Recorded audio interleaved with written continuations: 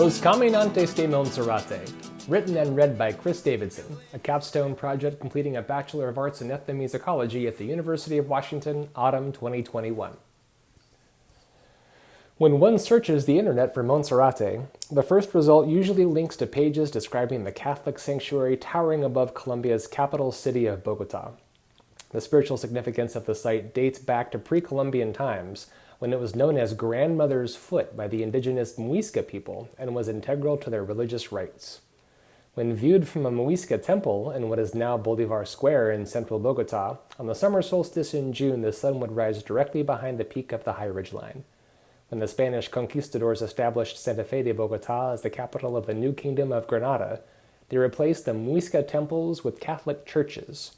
The first Catholic church in Bogota was constructed at the Bolivar Square site, and the sacred peak was adopted as a holy icon. After a time, holy pilgrimages up to the summit became such a regularity that the local church petitioned the archbishop for permission to build a retreat. Situated around 10,000 feet above sea level, the serrated mountains reminded the homesick Catholics of the temple to the Black Madonna in Catalonia near Barcelona, called Montserrat, similarly seated on a high serrated ridgeline. In honor of the holy saint of Montserrat, the church installed in the new sanctuary a statue of the Black Madonna and Child and named the site Monserrate. Around 300 miles southwest of El Santuario de Monserrate de Bogotá is another, less commonly known holy site by the name Monserrate. In the department of Huila, 90 minutes from the commercial center of La Plata, Huila, the Monserrate that will be featured in this writing is a vibrant town consisting of a single paved street along a narrow ridge, with homes and businesses on either side. Like its namesake, at the peak of the ridge of Monserrate Huila sits an impressive church housing a statue of the Black Virgin Saint of Montserrat. Like the original Montserrat in Catalonia, the Virgen Morena of Monserrate Huila holds the infant baby Jesus in one hand and an orb representing divine creation in the other. Going forward, for the purposes of this discussion, Monserrate Huila will be referred to as simply Monserrate. While the shrine honoring the Virgen de Montserrat attracts some tourism from nearby La Plata and beyond, the primary industry in Monserrate is coffee. Like much of Colombia, the climate and terrain in southern Huila are perfect for producing specialty-grade coffee. While technically a shrub, coffee trees and the Arabica species of genus Coffea thrive at tropical elevations 4,000 feet above sea level and higher. The Church of Monserrate sits around 6,000 feet above sea level, with the town and most of the coffee farms spreading out below. The steep slopes make farming coffee extremely challenging, but also assist with keeping the soil well drained, which is beneficial to plant development. Most of the residents of Monserrate are involved in producing coffee at some level. Many farmers have only a couple of acres planted, enough to produce a few thousand pounds of exportable green coffee. Much like the farm-to-table phenomenon in the specialty food and beverage industries, traceability to origin has practically become a necessity for specialty coffee buyers sourcing for their roasting companies. Many specialty coffee consumers expect their roaster to provide information about the specific country, region, municipality, organization, family, and in some cases the individual farmer who produces the coffee they choose. Such highly traceable, relatively small batches of specialty coffee are known as microlots, and it's become common in many coffee-producing countries for exporting organizations to hold friendly competitions between individual farmers to determine who has produced the highest quality microlot of the season. In 2006, Atlas Coffee Importers, based in Seattle, Washington, brought a group of specialty buyers to visit Monserrate Huila, the first time the community had ever hosted international coffee buyers. Prior to the visit, the vast majority of the coffee produced in Monserrate had been sold to an intermediary, who then sold it to an exporter to be blended into obscurity with other Colombian coffees. I had the good fortune to be one of the coffee buyers on that trip while working for a local Seattle roasting company at the time. As buyers, we were looking primarily for two things: excellent quality coffee and a willingness from the producers to invest in a mutually beneficial long-term commercial relationship. In Monserrate, we found both, and in our rounds of coffee tastings, called cuppings, we were consistently amazed by both the diversity and complexity of flavors we experienced from samples offered by the individual farmers. The samples we were tasting were labeled with code numbers to prevent us from knowing the identity of the producers until after we had submitted our results. After we'd finished our multiple rounds of cupping, and were reviewing the results provided to us by our exporter partner, the family name Chavez repeatedly stood out among the highest scoring lots. Towards the end of our visit in Monserrate, we were treated to a meal and a small celebration, featuring live music by a local trio. As we enjoyed our tamales and sancocho de gallina, our conversation would pause as the sound of the ensemble became too compelling to treat as ambiance. Riveted by the skill and intensity of the band, I asked our exporter what were the names of the artists. "The surname is Chavez," he said. "They're farmers here in Monserrate who also perform locally as a band." I couldn't believe that the producers of some of our favorite coffees also happened to be excellent musicians. I didn't have the opportunity to speak with the band that day, but after joining Atlas Coffee Importers in 2007, I was assigned the responsibility of managing our Colombia coffee buying, and have visited Monserrate nearly every year since. Each year, the Chavez family, specifically the oldest brother and percussionist Wilton Chavez, has excelled in an annual specialty coffee microlot competition called Lo Mejor de Monserrate, facilitated by Atlas and Atlas's exporter partner Racafe. Each year I've been able to exchange a few words with Wilton and enjoy his family's music, but time hasn't allowed for in-depth conversation about the history and culture of music in and around Monserrate. In our brief exchanges, I've been able to gather that traditional folk music has a rich cultural role in the community, but that a lack of resources has made it difficult for that tradition to be passed on to younger generations. Unfortunately, due to the COVID-19 pandemic, we haven't been able to visit Monserrate in person since 2019. Thankfully, through support from Racafe and a local music studio called Alta Frecuencia, located in the Plata Huila, we've been able to learn more about the cultural heritage of the music performed by the Chavez family. Fundamentally, the goals of this project are to study the music traditionally performed in Monserrate and generate resources to aid in its preservation. Rather than assuming that the inherent value of cultural and musical heritage is universally accepted, for the purposes of this project, it's worth beginning with a few statements. Statement 1, diversity is valuable and worth preserving. Much like the ability of unique microclimates to harbor unique flora and fauna or produce a unique agricultural product like wine grapes or coffee cherries, isolated rural areas can foster unique evolutions in folk music. Because there may be some debate in the world at large over the value of expending resources to preserve an endangered bird or a threatened wine appellation, I want to be clear here that I believe that those unique creatures and environments do have tremendous value. Diversity is what makes our planet thrive, and our existence here so rich with experience. Statement 2, documentation aids preservation. As of this writing, I have been unable to find any published resources describing the history and culture of Monserrate Huila or the traditional folk music of the region. Without documentation, a unique musical genre may be at risk of being assimilated by a dominant culture to the degree that its defining characteristics are no longer discernible.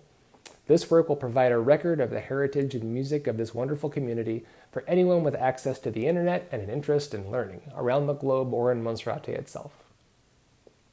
Statement 3, music and culture are interwoven. Preservation of a unique musical style goes hand in hand with preservation of a unique social culture. The evolution of traditional música campesina in Monserrate is part and parcel with the evolution of the community itself. The daily routines of coffee farming are also inseparable from the social fabric of Monserrate, contributing a unique element to the community's evolution.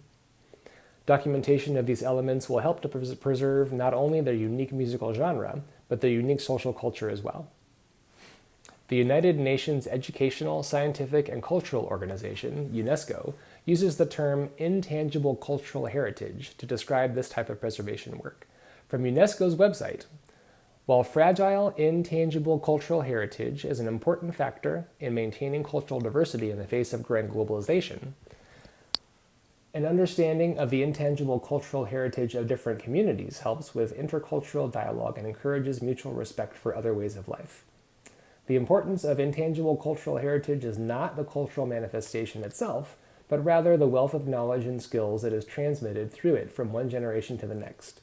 The social and economic value of this transmission of knowledge is relevant for minority groups and for mainstream social groups within a state, and is as important for developing states as for developed ones.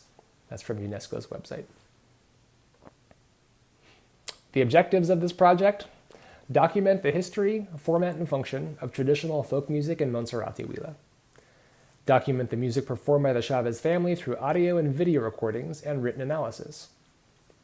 identify connections between music, social structure, identity, and coffee within Monserrate generally and in the Chavez family specifically. Generate resources that the community of Monserrate can use to preserve and perpetuate their musical heritage. Key results of this project. This work will provide a written resource for other students, scholars, and fans to learn about traditional folk music in rural coffee farming communities in southern Colombia and help preserve the longevity of that music in Monserrate. Audio and video recordings of the Chavez family's music, which, when published online, will provide accessible examples of traditional folk music of coffee farming communities in southern Colombia. A written analysis will describe that traditional music using terminology familiar to Western musicians. Detailed examples of the connections between music, culture, and the social fabric of Monserrate will illustrate the value of music to social integrity.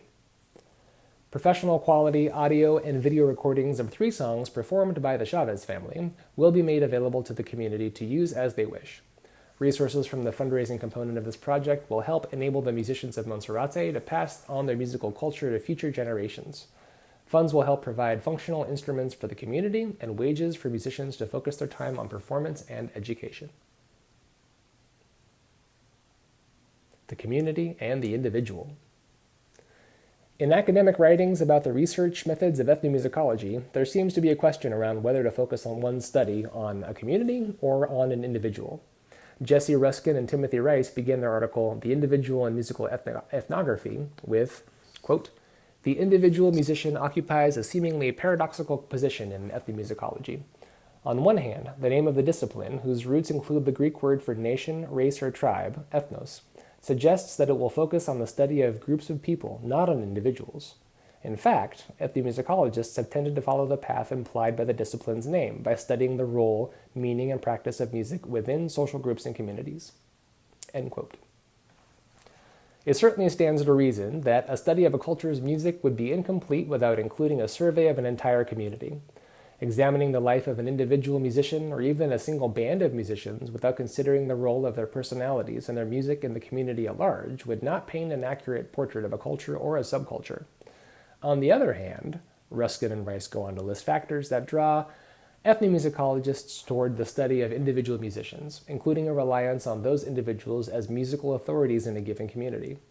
Rather than a study of individuals pulling focus away from the community, Ruskin and Rice posit that studying individuals allows ethnomusicologists to obtain a sharper image of the community by examining its social components. In their article, they suggest, broadly speaking, that ethnomusicologists commonly research and write about 4 types of individuals. Number 1, innovators in a tradition. Number 2, key figures who occupy important roles in a musical culture. Number 3, ordinary or typical or average musicians. Number 4, normally anonymous audience members and others who play a role in music production, dissemination, and reception. In this study, pursuing the primary objective of documenting the history, format, and function of traditional folk music in Monserrate, the Chavez family will be a lens to focus perspective on the broader culture. Through interviews and conversations, it will become clearer into which of the 4 broad groups above they might be categorized. As prominent coffee producers as well as musicians, the Chavez family are held in high regard by the people of Monserrate. The respect and recognition they receive for their successes in both fields make clear that they are key figures in the community. Their dedication to studying, performing, and teaching in various formats has established the importance of their roles in Monserrate's musical culture.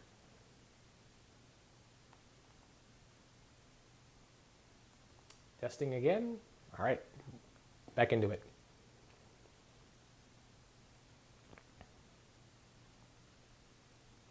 Music in historical context. Western music in Colombia. While the pre-Columbian indigenous cultures of Colombia sustained rich and varied musical genres, the scope of this study will begin with the influences that relate most directly to traditional music as performed in Monserrate today. Spanish colonialism and religious expansion were largely responsible for bringing Western musical traditions and instrumentation to Colombia. Quote, "When the Spanish Jesuit missionaries came to South America in the mid-1500s to convert and teach the local inhabitants, they employed musical instruments that they thought would assist in the conversion because of their heavenliness." Unquote. That's from Olson's The Distribution, Symbolism, and Use of Musical Instruments. Olson continues to note that for the missionaries' purposes, the guitar was considered too secular for converting the Native Americans to the new religion. The violin and harp were much more widely used by indigenous groups, even after Pope Benedict XIV's suppression of the Jesuits caused the religious order to be expelled from Colombia in 1767. Today, nearly 250 years later, violin, harp, flutes, and even accordion, introduced by German immigration in the early 20th century, are still commonly played in urban and coastal regions of Colombia. In rural, mountainous areas of southern Colombia, however, guitars and guitar-like instruments are predominantly used by folk musicians, even in religious contexts, proving that the early Jesuit missionaries may have been short-sighted when outfitting their devout ensembles. Mountains and miles separate Colombia's Pacific and Caribbean coasts from the coffee farming regions of southern Huila, but the influence of coastal culture on the music of the areas around Monserrate is evident. In the 1930s to 1950s, movies from Mexico made their way into the cinemas of northern Colombia, bringing along musical genres new to Colombian ears. One of the earliest fusions of Mexican ranchera with Colombian popular music resulted in a genre called música guasca, born in the coffee-producing department of Antioquia. From Antioquia, the popularity of guasca expanded throughout Colombia's eje cafetero, or coffee belt, to neighboring coffee-growing regions of Risaralda, Tolima, Quindío, and Valle de Cauca, and eventually down to the southern departments of Huila and Cauca. In a portion of a 2018 interview about the roots of Huasca music, Dr. Alberto Burgos Herrera describes the ways that Mexican music and cinema made its way through the rural areas of the northwestern Paisa region of Colombia. In that period, theaters were very rare in rural towns, so a small car with a projector would come to the central park and project the movies on a wall for the locals to enjoy. Porro and vallenato are two other musical genres with roots in Colombia's Atlantic coastal regions that appear in the popular repertoire of folk music groups around Huila. Porro evolved into its own genre from a rhythmic variation of cumbia, yet another popular dance genre from the Colombian coast.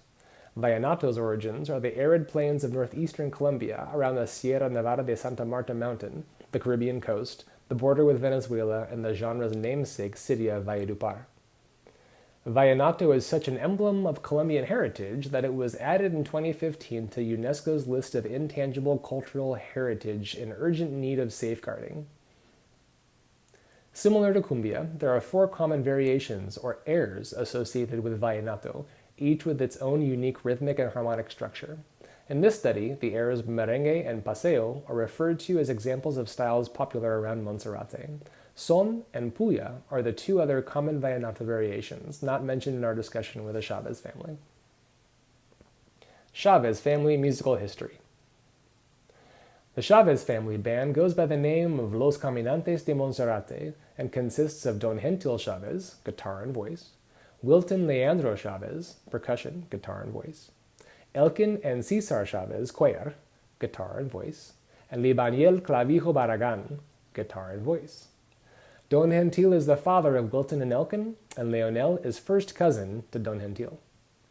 As I was not able to personally travel to Colombia due to the COVID-19 pandemic, Don Gentil was gracious enough to be interviewed by the recording studio Alta Frecuencia.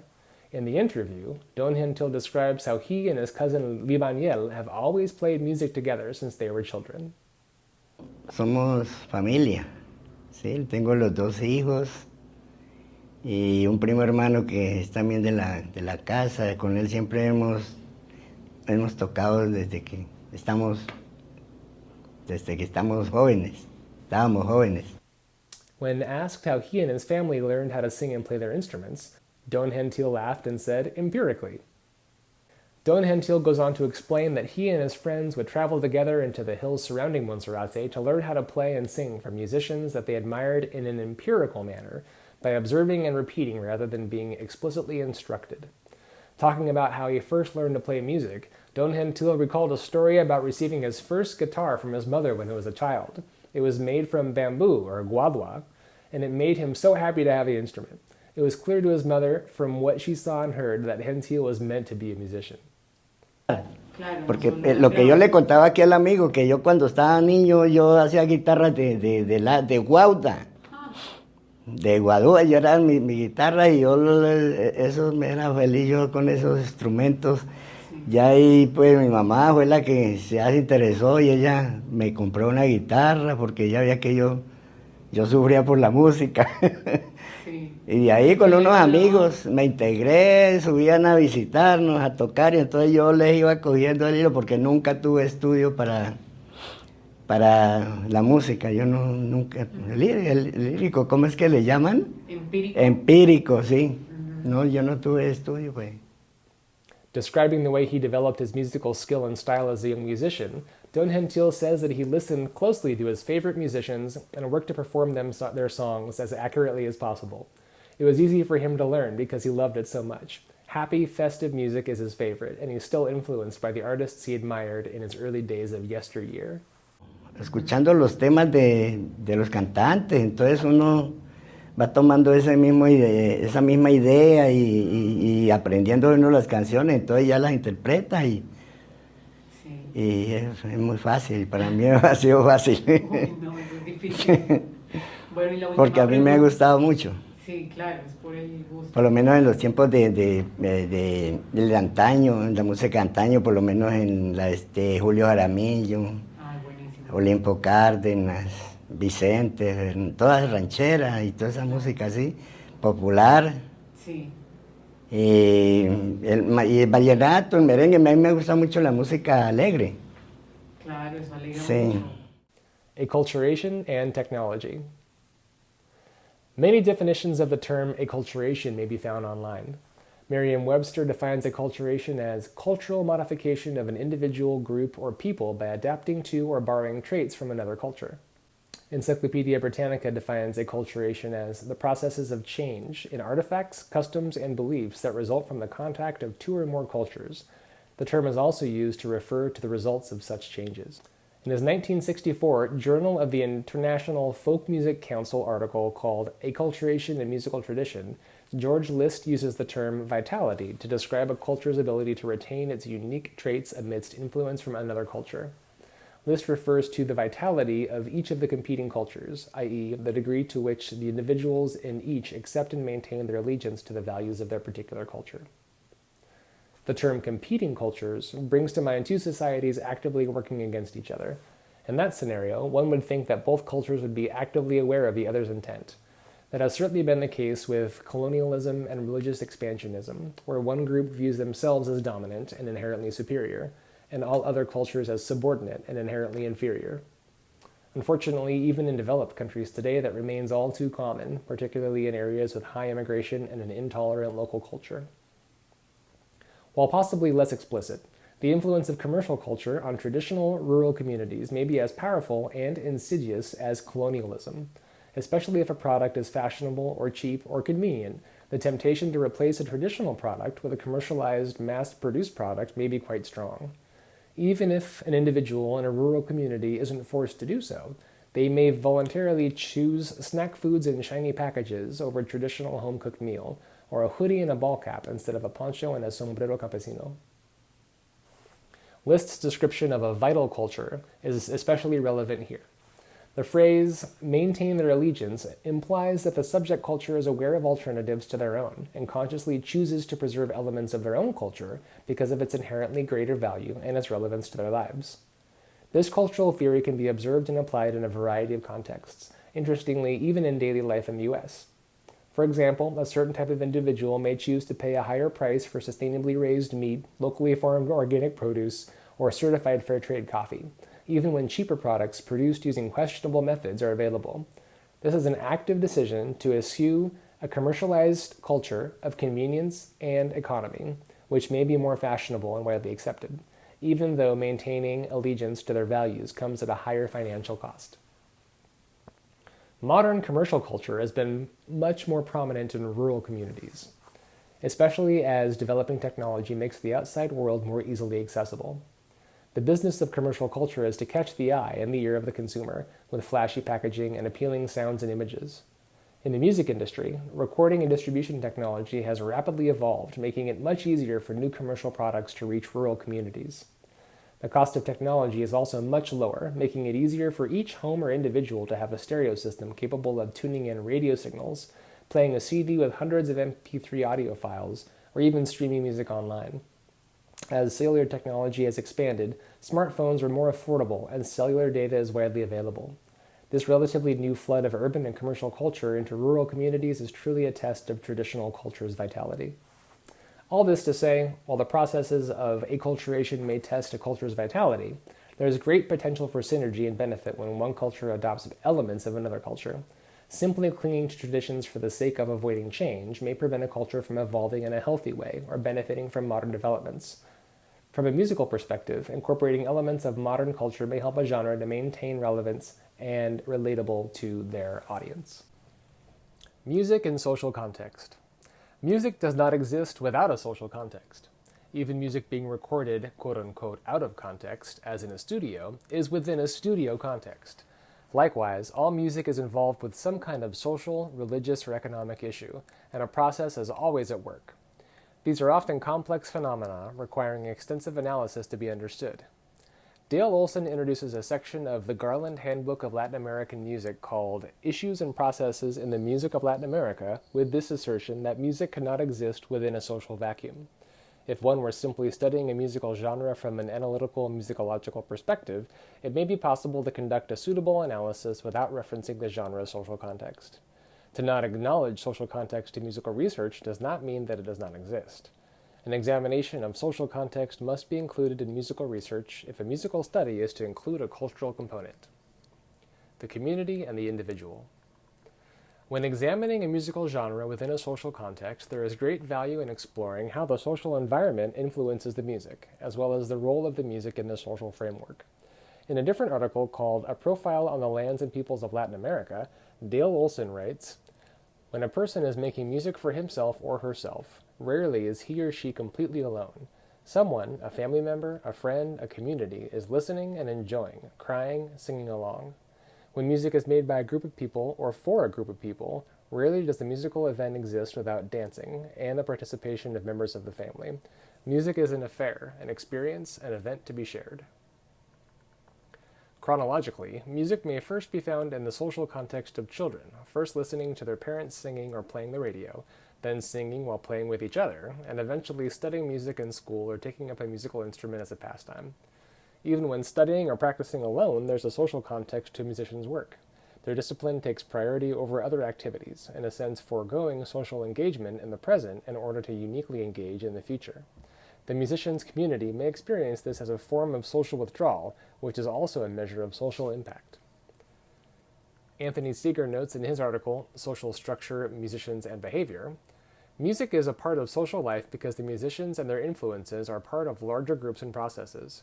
As they perform, they express, create, or recreate the social fabric of the communities themselves in a constant musical process of reformulation and renewal.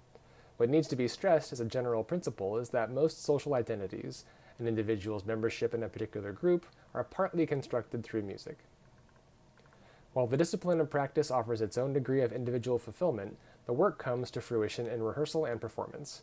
Here, the social context is more apparent, as individual musicians practice together as an ensemble, strengthening their interpersonal ties and working as a team towards the common good of performing for the public. Finally, in public performance, the musician's efforts are ultimately realized, and the community and public at large become directly involved in the experience. Musical events. Musical performance at public events may be the clearest display of how music is integrated into a social framework. Not always celebratory, music can also add a degree of solemnity to sacred or somber occasions. Church services and funerals commonly include musical performance to honor the subject of the event and help to direct the attention and emotions of the participants. Political events can also often include musical performance, typically in the form of marches or other anthems meant to evoke patriotic pride and allegiance. Music at political events can also be more celebratory, meant to energize participants and rally them to a particular affiliation. In rural Huila, celebrations and holidays such as weddings, birthdays, and quinceañeras, as well as receptions for distinguished guests, almost always feature live music and dancing. Rather than remaining seated, the audience are usually active participants during these live events, dancing and interacting with the musicians as they perform. On more formal occasions, the music and dancing may be a proper performance, with the audience observing musicians and dancers performing rehearsed routines in a staged setting. On the topic of defining social features of musical performances, Seeger suggests to look for answers to a few simple questions about a performance or a genre. Who is performing? For whom are they performing?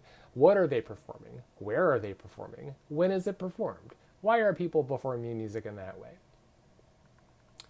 In this interview, Don Gentil Chavez lists some of the locations and events where Los Caminantes de Monserrate have performed. For the most part, they have attended events around Huila in small towns like La Plata, Tesalia, and Paicol, all commercial centers for coffee production, and the neighboring department of Cauca. ¿Dónde se han presentado? En varias partes. Sí, nosotros nos hemos presentado aquí en el municipio, escala municipal, nos hemos presentado en el Cauca también. Hemos tenido concursos también en Belarcázar, en Insán. Partes. ¿En qué? Este pueblo de aquí del Huila también, de Tesalia, en Paicol. Sí. Some events have been religious in nature, such as Catholic masses and funerals. Gentil describes a funeral mass he performed in La Plata for the passing of one of his friends. ¿En las misas allá en Monserrate o también en Sí, en Monserrate, en toda parte, aquí inclusive en La Plata que hemos venido a veces, cuando haya habido por lo menos un amigo así que fallece y todo, se hace una misa, hemos participado y se cantan las misas. Sí. In Huila, the festivals of St. Peter and St. John are widely celebrated annual events. There have been years when our coffee buying trips have coincided with La Fiesta de San Pedro, and the town of La Plata has been turned upside down by the revelry. The website of the office of the mayor of Neiva, Huila, includes a good description of these festivals as celebrations of cultural pride and love for nature and the country. Music for the people. Don Gentil even describes some of their music as a style that would be commonly enjoyed at local festivals. Es como la música, por lo menos el tema que le tenemos aquí a la Plata es Viva San Pedro, ese es en tiempo de San Juanero. The Christmas holidays are also a very celebratory time in Huila, keeping Los Caminantes de Monserrate busy with performances. One of their most popular original songs around the holidays is called Una Navidad Plateña, which Don Gentil describes as being a merengue. In exploring that topic further, Don Gentil talks about the music of the campesinos who live in rural areas and whose incomes are earned primarily through coffee production. El campesino es música campesina, es netamente música campesina, como guasquita, así, Ah, ya. Sí. bailable. Ah, y Sí, la del cafetero. y la del cafetero también. Sí, ese es un tema también como merengue, como porro. Ajá, ya. ¿Y dijo que tenía otra canción? El otro que le tengo a La Plata es Navidad Plateña, que ese también es en tiempo de merengue, también bueno. ¿Y todo el mundo baila o...? Claro, eso es bailable. Ah.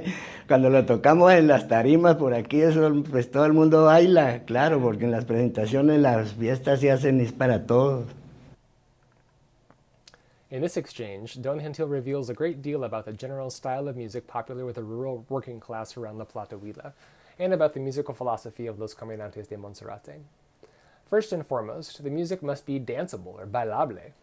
He says, when we play on the risers here in La Plata, the entire world dances because the performances and parties that they have here are for everyone.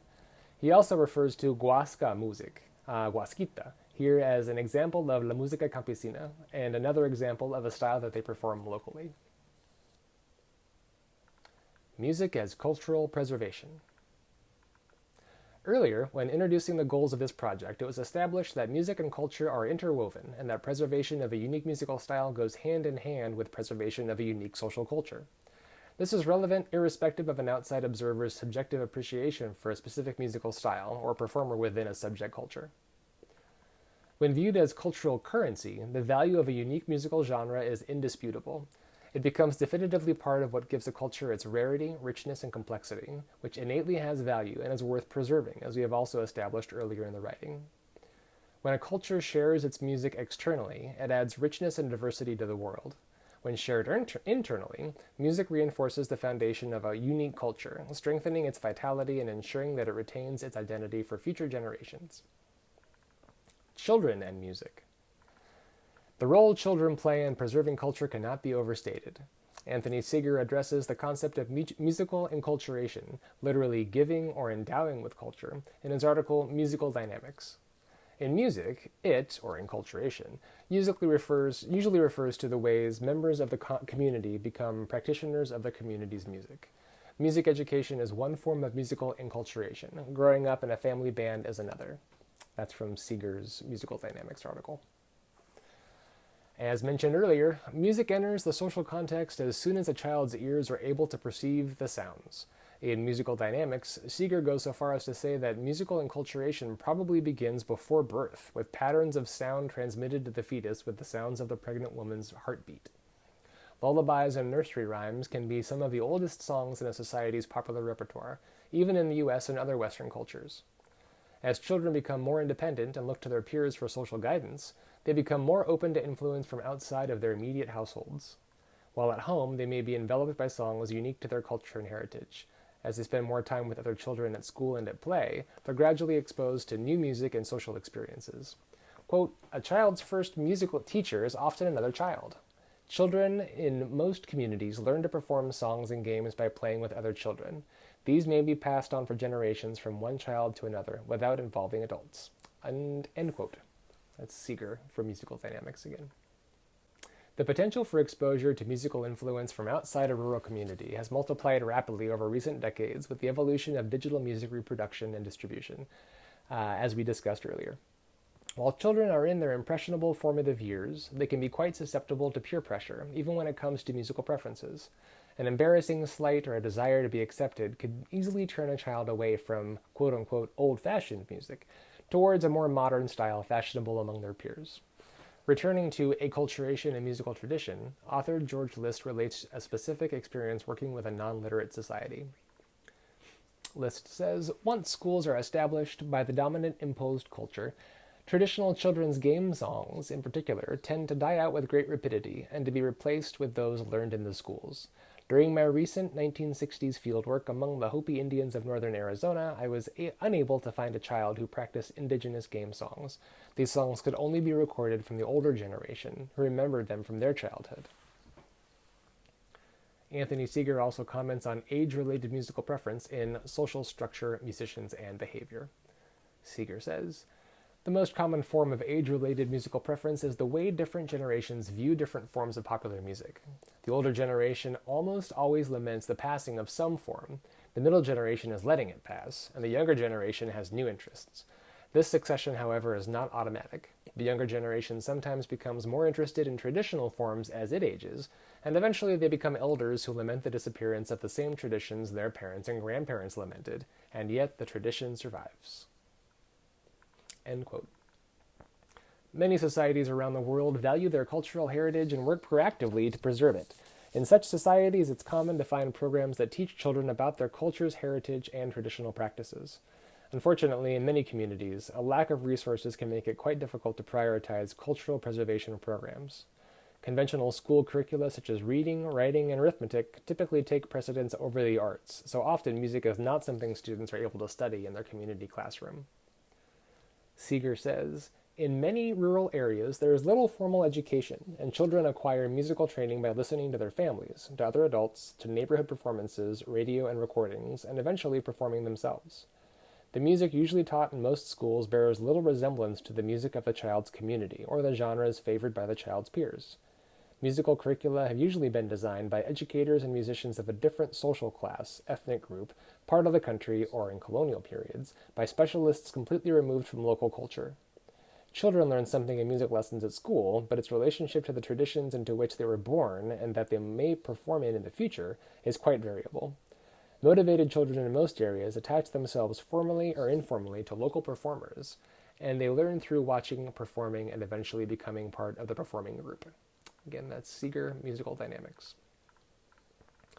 Talking about opportunities for the children in Monserrate to learn the folk music composed and performed by Los Caminantes de Monserrate, Don Gentil says that recording their songs and making them available to children is one of the most important steps.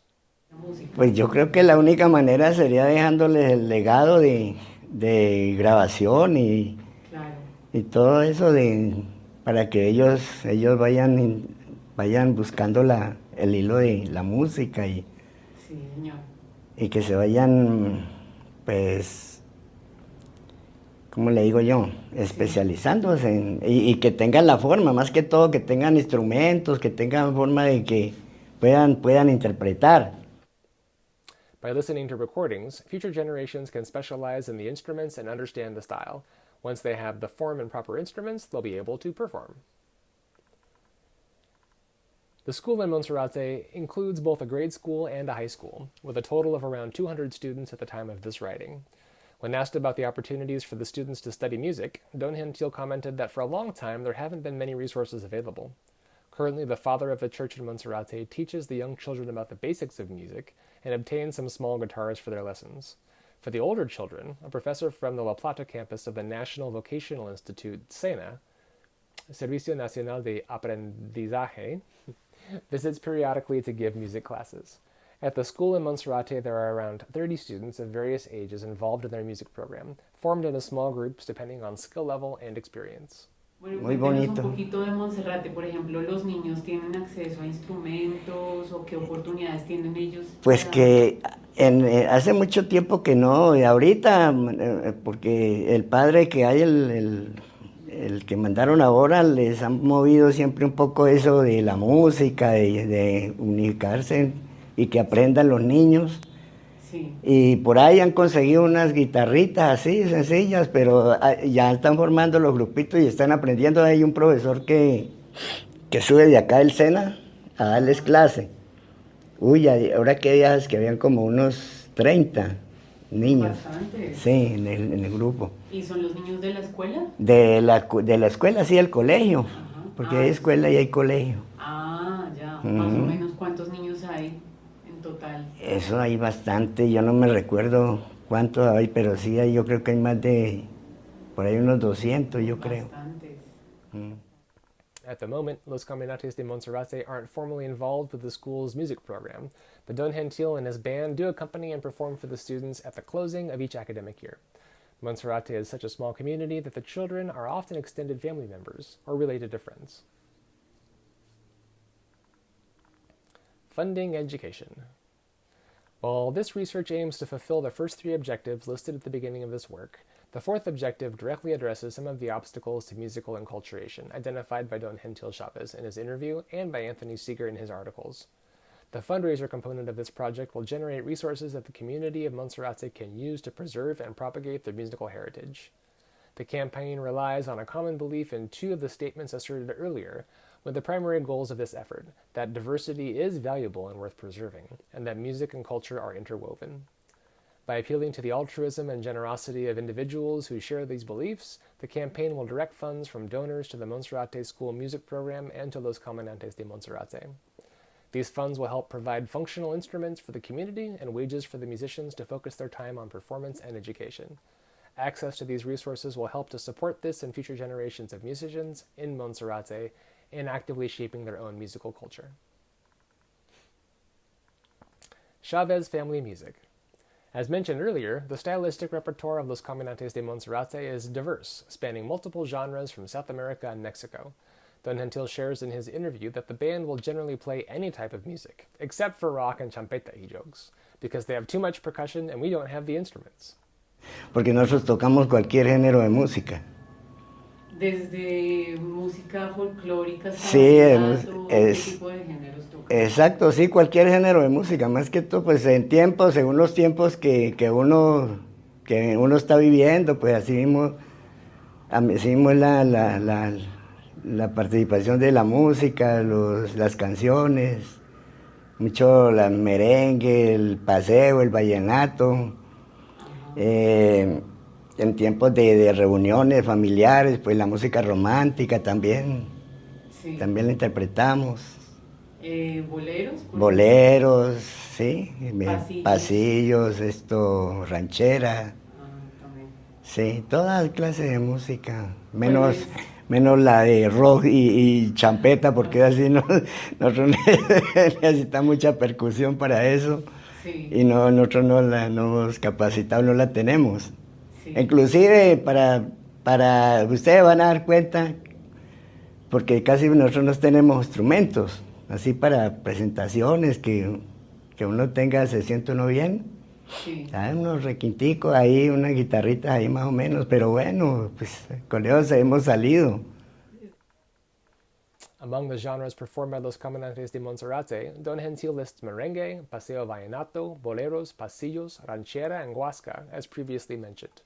Here he also comments on their lack of access to proper instruments, managing to get by with a few rickety, or raquitico, guitars, and by the grace of God. When asked about their process and influences for songwriting, Don Gentil shares, Todos formamos parte de los coros, de las letras que se han hecho, de cualquier música que sea. the band works together to develop the lyrical verses and choruses for each song that they write. The family work of coffee farming is a major influence on the composition of Los Caminantes de Monserrate, and one of the main attributes that makes their original music unique.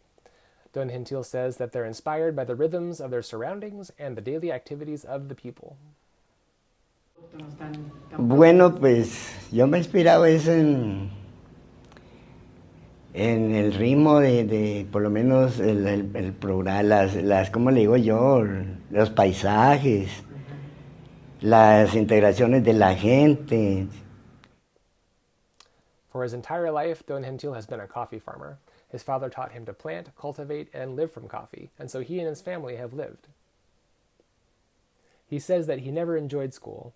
He only wanted to stay on that farm, work in the countryside, and take care of his coffee, which provided their livelihood. This lifestyle greatly influences his music and inspires many of his songs. Hemos sido cafeteros. Mi papá nos enseñó a sembrar el café, a cultivar el café, a vivir del café y de eso vivimos. Qué bien.